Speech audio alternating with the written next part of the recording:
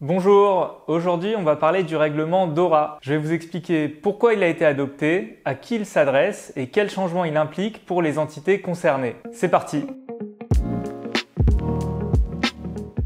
Je vous rappelle que DORA, c'est le règlement européen qui vise à renforcer la résilience du secteur financier face aux menaces cyber. Le secteur financier est particulièrement exposé aux cyberattaques en raison de sa dépendance aux technologies de l'information et de la communication, de la sensibilité des données qu'il traite et de son rôle stratégique dans l'économie. Les cyberattaques visant le secteur financier peuvent donc avoir des conséquences graves, non seulement pour les acteurs eux-mêmes, mais pour la stabilité financière.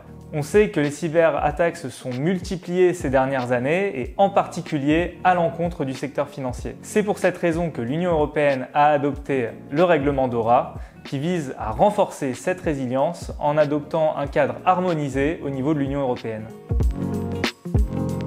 Le règlement DORA vise très largement les acteurs du secteur financier. Donc il va viser à la fois des acteurs traditionnels comme les établissements de crédit, les entreprises d'investissement, les assureurs, mais il va également viser des acteurs plus récents comme les établissements de monnaie électronique, les établissements de paiement ou des prestataires de services sur cryptoactifs. Il va également viser les prestataires de services informatiques. Par conséquent, l'application du règlement DORA ne va pas représenter la même charge pour chacun de ces acteurs. On sait que les banques aujourd'hui présentent un niveau de maturité élevé sur les sujets de menaces cyber. En revanche, pour d'autres acteurs, la mise en œuvre de DORA va représenter un véritable défi. À cet égard, le règlement prévoit un principe de proportionnalité qui va permettre aux sociétés les plus petites et celles présentant le moins de risques de bénéficier d'un régime simplifié, voire dans certains cas d'être exemptées.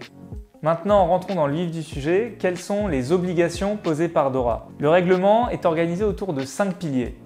Le premier, c'est la gestion des risques liés aux technologies de l'information et de la communication, qu'on appelle les TIC, avec notamment des mesures en matière de gouvernance et une implication renforcée des dirigeants sur les sujets de résilience. Le deuxième pilier, c'est la gestion des incidents liés aux TIC et leur reporting. Le troisième, la réalisation de tests de résilience. Le quatrième, le partage d'informations en matière de cybersécurité. Et enfin et surtout, l'intégration de la gestion des risques liés aux prestataires de services informatiques. Il va falloir que ces prestataires se mettent à niveau. Ça va impliquer en pratique la nécessité de réaliser des due diligence sur ces prestataires avant de pouvoir contracter avec eux, ou encore l'intégration de clauses standards minimales dans les contrats avec ces prestataires.